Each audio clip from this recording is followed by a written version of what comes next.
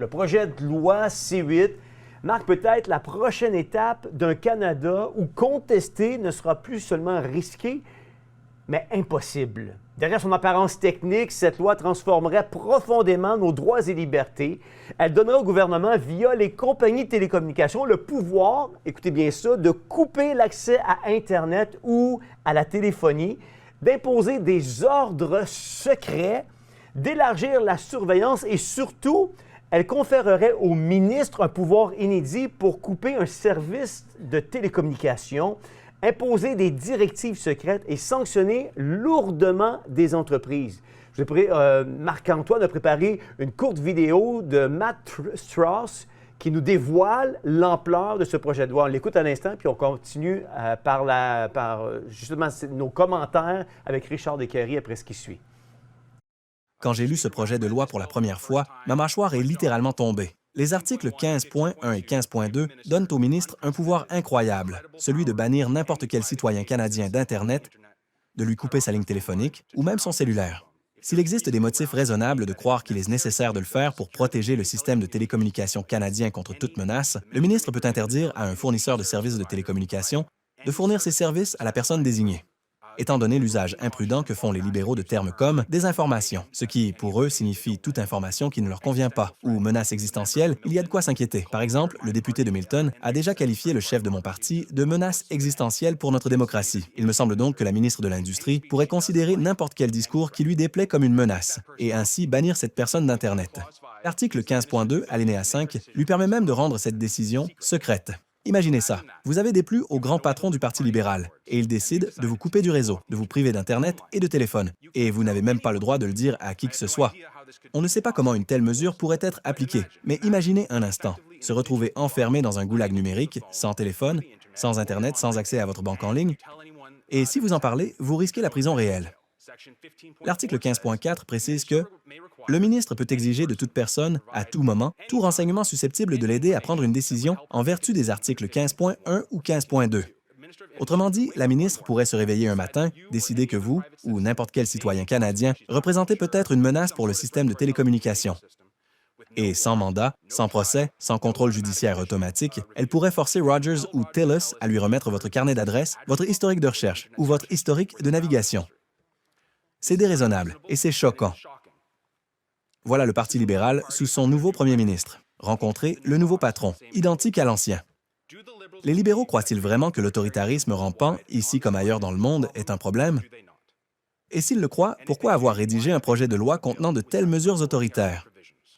Ces dispositions scandaleuses que je viens de décrire ne nous protègent en rien, Monsieur le Président. Couper le cellulaire d'un citoyen canadien n'arrêtera pas les pirates en Russie, en Chine ou en Iran qui s'attaquent à nos infrastructures. Ils ne peuvent pas régler le problème parce qu'ils ne le comprennent pas. Ils ne comprennent même pas d'où vient la menace. Et dans le cas assez rare où la menace viendrait vraiment d'un Canadien dans le sous-sol de sa mère, pourquoi lui couper son compte Rogers? Obtenez un mandat, arrêtez-le, faites-lui un procès public et envoyez-le en prison. Si les libéraux respectaient réellement la Charte des droits, comme ils prétendent le faire, nous n'aurions même pas besoin d'avoir cette conversation. Merci, Monsieur le Président. Richard, Ottawa nous présente C8 comme une simple loi de cybersécurité, mais quand on regarde le texte, on voit un pouvoir élargi du ministre pour couper un service de télécom, imposer des directives secrètes et sanctionner lourdement les entreprises ou un particulier. Est-ce que c'est vraiment une loi technique ou plutôt un instrument politique? C'est un instrument politique et c'est l'extension de tout ce qu'on a connu. Ce qu'on parlait tout à l'heure au niveau des camionneurs, c'est on avance toujours de plus en plus, mais ce genre d'événement-là, c'est-à-dire le succès spontané, parce qu'on oublie de dire, Steve parlait de 100 km d'automobile. C'est énorme. Il y avait 1 million de personnes qui se sont rendues là, et c'était surtout du Québec, parce que c'était proche, les gens sur les viaducs, tout ça. Ça a fait peur aux politiques, et d'ailleurs, ils se sont cachés un peu. Pas juste Justin Trudeau, Pierre Poilievre aussi. Là. À l'époque, il n'a jamais sorti quoi que ce soit. Et ce qu'on vit actuellement avec des projets de loi, est-ce que tu entends des partis d'opposition déchirer leur chemise? Est-ce que l'opposition officielle qui a presque gagné l'élection avec Pierre Poilievre est sortie par rapport à tout ça? Non, il n'arrête pas de chicaner sur les dépenses budgétaires.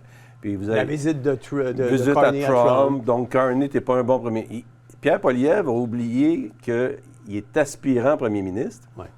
Et d'ailleurs, dans son parti, parce que ce n'est pas un parti conservateur, mais c'est un parti qui commence à être malheureux de ne pas être élu. Et là, ça commence à grenouiller pour le tasser. Là, on parle de ramener Jason Kenney, peut-être, pour le remplacer avec plus d'expérience, parce qu'il ne livre pas un leadership, pas sur la dépense budgétaire. Il nous envoie des milliers de milliards de déficit. Alors que quand même, tu chialerais sur 2 piastres, ça n'a aucun impact. Parle des vraies affaires, et c'est ça qui est en train de se faire. Des lois comme ça devraient être... Les parlementaires d'opposition devraient sortir de la Chambre en disant on refuse de collaborer avec ça. Ouais. Et là, quelqu'un comme Steve Lartiste dirait bon, enfin, il y a du monde qui sont en position de pouvoir, qui nous écoute puis qui parle pour nous autres. Ben non, chacun essaie de tirer son épingle du jeu. Pour Poilievre, c'est pas ça justement qui joue contre lui, le fait qu'il est toujours comme dans ce rôle-là de chien de garde et non pas aspirant premier ministre. Bien, il n'y a pas juste eu le mémo que c'était lui le chef d'opposition, premier ministre en devenir. Il n'y a aussi pas eu le mémo que depuis 2020, on ne fait plus la politique de la même façon. Non. Le 5 novembre, j'ai dit que Trump était le président de l'Amérique du Nord. Tu as vu ce que tweeté? Ce qu'il a tweeté, c'est la carte, carrément, on est inclus. Et la dernière rencontre avec Carney, c'est parce que lui, il a vendu les données de tout le monde là, à Palantir et compagnie. Donc, l'étau technocratique se resserre à vitesse grand V aux États-Unis. Et le deal qu'il est en train de faire en cachette avec Carney, parce que les deux, ils ont le fou rire depuis qu'ils se sont vus, alors qu'il n'y a rien d'annoncé. Moi, j'ai dit aux gens qui protègent la gestion de l'offre, affilez votre crayon. Ils sont en train Carney va sacrifier la gestion de l'offre pour avoir son oléoduc qui va aller au Texas, parce que Trump n'est pas fou, il sait comment négocier. Ouais. Mais c'est lui qui mène le jeu. Les politiciens provinciaux doivent en prendre note, mais surtout Poilievre. Et les autres partis d'opposition, c'est comme s'il n'y a plus d'opposition à Ottawa. Pourquoi? Parce que tout le monde dépend de ce que Trump fait le matin. Qu'est-ce qu'il tweet, qu'est-ce qu'il dit, comment il reçoit Carney. Hein, petit coup de Carney, il fait dur là, avec ses coudes en l'air. Il a livré 0. Puis c'est pas normal que ce soit des médias alternatifs, notamment nous, qui décrions C2, C8, C9. On a entendu un peu du Trisac dans les médias mainstream, mais ça, c'est l'exception qui confirme la règle, parce que même le parti d'opposition, comme tu le dis, Poilievre, c'est pas levé pour décrier ces projets de loi-là, C2, C8, C9. Il est totalement muet, il n'a pas fait une sortie sur les projets totalitaires. Comme il ne s'est pas levé lors des camionneurs. Ouais. Hein, il a dit sur le perron de l'Église, là, à la fin, ils ont le droit de manifester. Il faisait juste jouer la game politique comme avant 2020. Depuis 2020, on est ailleurs. Et si du Trisac n'a un petit peu parlé du bout des lèvres, c'est parce que les codes d'écoute fondent comme neige au soleil dans les médias de masse. Ils écoutent Théo Vox, ces gens-là, puis ils voient que nous, on est en avance. Il y a d'autres aussi, comme Pat La Liberté, qui donnent les nouvelles avant que les Québécois en parlent. Et on est des bénévoles, puis on fait un meilleur travail parce qu'on est à l'affût des nouvelles et on n'a pas d'ordre d'en haut de faire de la propagande du narratif. Absolument. Le gouvernement utilise, puis je t'apprendrai rien, toujours les mêmes mots-clés. Sécurité nationale, menaces, cyberattaques. Mais ces notions-là, utilisées par le gouvernement, ne sont jamais clairement définies puis laissent matière à plusieurs interprétations. Ne serait-ce pas là une porte ouverte à toutes sortes d'interprétations puis d'abus potentiels, à utiliser des terminologies comme ça qui sont très larges dans le sens du terme? Mais la technique est simple, c'est qu'on oublie qu'il y a un plan qui est en train de se mettre en place. Ouais. On n'est pas en train de réagir. Tu sais, quand Steve il dit « Nous, on a fait ça spontanément », oui, mais quand on regarde un plan d'avance, on n'agit pas spontanément, naïvement. Il faut voir le portrait globalement. Donc, on crée le chaos. C'est vrai que ça va améliorer la sécurité. C'est vrai? Si on parlait des hommes violents tout à l'heure, un homme violent sur Internet, ben tu es capable d'aller sonner à sa porte puis de dire « Monsieur, vous commencez à écrire des affaires qui annoncent quelque chose et ça va devenir ça. » Mais c'est tous les citoyens. Il n'y a plus d'autonomie. Comme pendant la COVID, quand un père de famille allait jouer avec ses enfants dans le stationnement de Walmart puis qu'il recevait 1 500 $ pour chacun, de contravention, parce que tu n'as pas le droit de faire du roulis-roulant dans le stationnement du Walmart, bien, ce citoyen-là est devenu l'ennemi de l'État, j'espère, ce jour-là. Mais c'est pas normal qu'on crée ça. Pourquoi? Parce qu'on va arriver avec un contrôle technocratique. Numérique, l'identifiant bionumérique, c'est la Chine, là, réveillez-vous. Oui. Et ça va faire en sorte que On ne pourra pas être sur Internet, probablement parce qu'on n'aura pas donné nos informations bio-numériques. Et là, on va être exclu. Donc, qu'est-ce qu'ils vont entendre, les gens normaux, normalisés? Ils vont entendre la propagande. Ils vont être super sécurisés parce que qui peut être criminel quand on contrôle tous les gestes de tout le monde et les visages de tout le monde et tout le reste? Ouais. Donc, ce qui est vrai en termes de contrôle de sécurité va aller à l'encontre de tous les droits de tous les gens honnêtes, c'est-à-dire 90 de la population au moins. Ouais. Ce projet de loi-là, Richard, ressemble étrangement au projet de loi qu'on appelait C-26 à l'époque. Je ne veux pas perdre les gens dans les terminologies des numéros, mais ça n'avait pas passé, puis je pense qu'il était même mort au feuilleton. Pourquoi, selon le gouvernement, ou selon toi, on revient à charge rapidement, pas le gouvernement, parce que c'était pas le gouvernement, là, je veux parler au nom de Richard. Malheureusement pour le Canada. Malheureusement pour le Canada. Il y aurait tout intérêt à voir dans le gouvernement. On revient à charge avec C-8, puis on le pousse cette fois-ci vraiment rapidement. On parle déjà d'une deuxième lecture qui s'est terminée le 3 octobre dernier, puis là, on semble à vouloir le pousser à vitesse grand V. Bon, je reviens avec Stammer en Angleterre parce que lui est allé très, très, très rapidement. Ouais. Donc, on voit que c'est un service commandé, là. Pendant que le Canada est en train de légiférer avec personne ne s'en occupe tellement, là, on voit que c'est en train d'avancer. Si l'opposition s'en servait pour le dénoncer, on en entendrait parler. Les médias de masse seraient obligés d'en parler. Mais non, les médias de masse ne peuvent pas en parler parce que l'opposition elle se fait aussi dire de ne pas en parler. Alors qu'en Angleterre, il est allé de front. Et comme je disais tout à l'heure, ça crée actuellement une réaction. Ouais. Et là, ils analysent la réaction. Fait que c'est comme ça, ils fonctionnent comme des marchés. Donc, le marché d'Angleterre, on regarde un peu comment le monde réagit. Bon, ils vont dans la rue, ils manifestent. C'est pas trop violent, on n'est pas en guerre civile. Donc, ici, on prend des notes. Là. Le Canada, les États-Unis, l'Europe. Comment est-ce qu'on va faire ça? Parce que l'objectif, c'est de le faire d'ici 2030. L'Angleterre, c'est comme l'étude de marché. Bien, pour ça, nous, on a été cobayes avec les camionneurs, parce que ça a fait le tour du monde. Pourquoi on a parlé des camionneurs partout dans le monde? Parce qu'il fallait montrer qu'il y avait un événement pour montrer comment on va les ramasser. Ouais. Et le Canada, que vous pensez qu'il y avait des droits et libertés, il n'y en a plus tout à coup. C'est les mesures de guerre de Trudeau père à la sauce de Justin Trudeau, qui se cachait à l'époque, souvenez-vous, là, il s'était sauvé. Ouais. Alors, on voit que tout ça est en train de créer un État totalitaire, technocratique. Quand on parlait tout à l'heure des juges et des avocats qui sont complètement dégriffés, là, il n'y a plus personne qui défend les droits et libertés, c'est assez inquiétant. Bien, eux vont perdre leur emploi. L'intelligence artificielle n'aura plus besoin, même de policiers jusqu'à un certain point. Pendant la COVID, quand c'était interdit, il y avait un couvre-feu, bien, pensez-vous que les policiers ont besoin d'être autant d'autopatrouilles? La ville est complètement vide. Ouais. C-8 va vraisemblablement devenir, si c'est adopté, une arme politique déguisée sous prétexte de sécurité. Une fois que c'est adopté, il n'y a plus rien qu'on peut faire pour abolir ce projet de loi. Encore une fois, si l'opposition criait au meurtre, puis que le projet de loi est adopté, il faut comprendre que c'est un gouvernement minoritaire, là, Carney. On l'oublie des fois. Là. Il est sur le bord, mais il n'y a pas la majorité. Donc, s'il n'y avait pas la complicité de Poilievre, tout ça serait arrêté là, dans l'œuf. On est rendu en deuxième lecture, ça prouve qu'il y a une complicité. Et c'est là qu'on voit que la partisanerie ne fait pas son travail. Est-ce qu'il n'y a pas une stratégie dans tout ça, Richard? Parce que je pense que de côtoyer la machine politique assez longtemps. On parle de deuxième lecture. Des fois, on va à troisième lecture, quatrième lecture, cinquième lecture. C'est quoi la stratégie d'aller souvent en plusieurs sessions de lecture? C'est parce qu'en cours de route, on perd des gens, il y a moins de personnes qui lisent, on est moins au courant de ce qui va sortir parce que la première lecture, elle va être complètement différente des fois de la septième lecture? C'est pas une stratégie, c'est une obligation parlementaire. Tu es obligé de suivre des étapes. C'est une institution.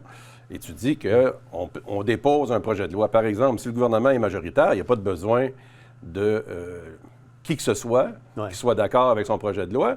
Il pourrait l'adopter majoritairement tout le temps. Donc, ça serait vraiment agir de façon totalitaire. Donc, il y a apparence de démocratie en disant, bien, on va aller lire point par point le projet de loi. Et c'est là que les comités travaillent. Quand on dit que les députés travaillent fort, bien, ils lisent des paragraphes et des paragraphes à la journée longue. Et ils posent des questions et ils font venir des témoins pour dire « expliquez-nous ce que ça veut dire ». Et il y a des corrections qui se font. Ouais. Mais c'est une machine qui est rodée au quart de tour et il y a des négociations de couloir qui se font. Donc, par exemple, si le Parti conservateur bloque l'adoption d'un projet de loi, il ralentit le processus, bien, il va aller chercher des concessions sur autre chose. Fait qu'il travaille sur l'ensemble, mais en bout de ligne, il travaille pour les mêmes patrons. Ouais. Et on le voit dans les faits, parce que la population qui s'insurge se demande comment ça se fait qu'avant l'élection, ils disent une chose, puis une fois élus, ils font autre chose. Trump nous le sert à tour de bras actuellement, c'est la même chose partout. Qui a voté pour ce que Trump fait depuis 6 mois? Quand ça fait notre affaire, on applaudit. Enfin, il se tient debout. Hein? Le wokisme, c'est terminé. Oui, mais il est en train de donner l'ensemble des libertés de tout le monde à des technocrates milliardaires qui veulent en plus réduire la population mondiale. Ça va être laid tout à l'heure. Ouais. Donc, le wokisme, on voit bien que c'est juste un petit hochet qu'ils ont fait aller. Là. Est-ce qu'il y a une stratégie de pousser la machine au maximum avec des projets de loi qui sont aussi totalitaires? On a parlé de C2, C9 la semaine dernière. Ils n'ont pas le choix. Ils ont des ordres. Mais ça serait comme insensé de penser qu'ils pourraient être adoptés dans toute l'intégralité. Ouais. Est-ce qu'on va vraiment au plus loin pour se contenter d'aller à une ligne qui serait médiane? Bien, s'il y avait une opposition qui s'opposait, peut-être, mais c'est pas le cas. Alors, les gens là, qui disent on va voter pour l'autre, ça va être mieux, pourquoi ça ne change jamais? Vous l'avez présentement dans ce cas-là. Ouais. Et vous l'avez quand vous allez en cours, quand Steve parle au juge ou quand j'ai vu, moi, des causes gagner d'avance, arriver en Cour suprême et se faire débouter, tu vois bien qu'il y a un agenda politique qui est en dehors ou au-dessus de toutes nos institutions. Le Great Reset qui est voulu, là, qui est souhaité, de tout arrêter, bien, il y en a un qui est nécessaire, c'est revenir aux institutions telles qu'elles étaient créées. Ouais. On a vu que les ordres professionnels, pendant la COVID, n'étaient que le rubber stamp du gouvernement qui appliquait tout ce qui était des contraintes qui allaient à l'encontre de la liberté du public, alors que le rôle des ordres professionnels, initialement, c'était de protéger le public. Oui. C'est devenu corporatif, on protège les professionnels. Ça, les gens ne se sont pas levés quand c'est arrivé depuis 20 ans, 30 ans. C'est là qu'il fallait bouger. Je comprends que c'est complexe, mais quand même. Mais aujourd'hui, ils défendent l'indéfendable contre le public en protégeant leurs professionnels. Puis les professionnels ont besoin de suivre la ligne directrice. Alors, l'État de droit n'est plus depuis très longtemps. Et ce projet de loi est tout à fait dans la logique parce il leur reste 4 ans pour finir leur projet débile de nous ficher globalement et d'instaurer l'intelligence artificielle avec un gouvernement technocratique. Mais c'est pour ça que Trump, il tweet que les États-Unis, maintenant, ça englobe tout le Canada. Imagine-toi, là, quand tu es un président en fonction et que tu mets une photo comme ça, c'est son tweet personnel, il est en train de dire « It's a done deal ». Et tu as Carney qui revient, il se frotte les mains, tout content. Et on a prouvé qu'il a livré 0. Moi, je vous dis, il est où, Charlie? Il est où, Poilievre? Il est caché. À part d'avoir placé une bonne ligne au retour de Carney à l'Assemblée, à la Chambre des communes, quand il a dit que Trump il avait dit de lui que c'était un bon négociateur, puis il dit, moi aussi, si je te donnais 3 trillions de business, je te dirais aussi que tu es un bon négociateur. Si tu me donnais 3 trillions de business, je pourrais dire que tu es un bon négociateur aussi. Poilievre, avec ses petites phrases comme ça, là, c'était bon il y a 20 ans. Aujourd'hui, il faut que tu aies le couteau entre les dents. C'est de défendre les citoyens, nos libertés. Là. L'heure est grave. Donc, d'aller faire des petits jeux de mots à Ottawa, je m'excuse, c'est pas ça la game. Là. On est en guerre. Et nous, on sait que c'est une guerre spirituelle. Donc, tu peux imaginer qu'il n'y a pas grand monde qui nous défend, ni à Ottawa, ni à Québec, ni nulle part. Oui. De là, la conclusion à dire que ces deux partis-là travaillent pour le même boss. Tous les partis. Ouais. Merci, Richard, d'avoir été avec nous. Plaisir. Ce soir, en terminant, nous avons vu défiler l'image inquiétante d'un pays qui n'est plus tout à fait celui qu'il prétend être. Un Canada où la justice se détourne de sa mission première, où l'État criminalise la dissidence et où des lois présentées comme techniques se transforment en armes de contrôle. Des zones tampons jusqu'au projet de loi C8, en passant par le scandale des libérations conditionnelles tel qu'on l'a vu en début d'émission et le verdict contre Tamara Lynch et Chris Barber. Un même fil rouge se dessine. La liberté est grignotée, morceau par morceau, souvent au nom de beaux principes. On dit protéger les femmes, mais on accorde des privilèges à leurs assassins. On dit défendre la démocratie, mais on réduit au silence ceux qui contestent pacifiquement. On promet la sécurité publique, mais on relâche des criminels violents, tandis qu'on condamne des citoyens pacifiques. On parle de cybersécurité, alors qu'en réalité, on arme l'État d'outils pour couper nos communications et surveiller nos vies. Et comble de l'absurde. On se présente comme une société tolérante et ouverte, tout en cherchant à éradiquer le christianisme de l'espace public, cette même foi qui a jeté les bases de nos valeurs de liberté et de dignité humaine. Ces contradictions révèlent une société qui a perdu ses points de repère, un monde qui veut étouffer le message d'espoir de Jésus parce qu'il expose réellement notre condition et notre nature pécheresse. Mais c'est précisément là que se révèle la bonne nouvelle de Jésus-Christ. Il n'est pas venu pour asservir, mais pour libérer. Il n'est pas venu pour condamner, mais pour sauver. Il n'est pas venu pour étouffer la vérité, mais pour la révéler pleinement. Voilà la raison du pourquoi que même si nos institutions chancellent, notre espérance demeure ferme. Voilà pourquoi, même si les gouvernements abusent de leur autorité, notre paix demeure intacte. Voilà pourquoi, même si les ténèbres semblent gagner du terrain, notre lumière ne s'éteint pas. Voilà pourquoi, même si les lois deviennent injustes, notre confiance ne vacille pas. Voilà pourquoi, même si la vérité semble être réduite au silence, notre espérance continue de parler. Voilà pourquoi, même si les systèmes de ce monde s'écroulent, notre avenir reste assuré.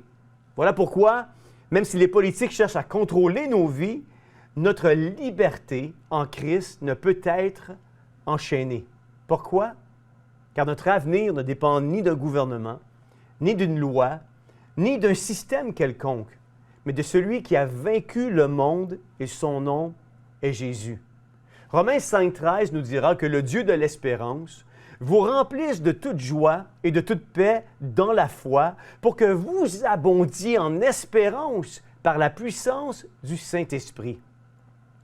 Alors souvenez-vous que notre avenir ne dépend ni d'un gouvernement, ni d'une loi, ni d'un système monétaire ou d'un système politique, ni d'une circonstance quelconque, ni d'une situation positive ou négative.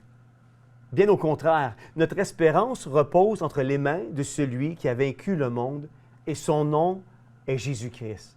C'était Jean-François Denis qui vous dit bonne réflexion et à la semaine prochaine.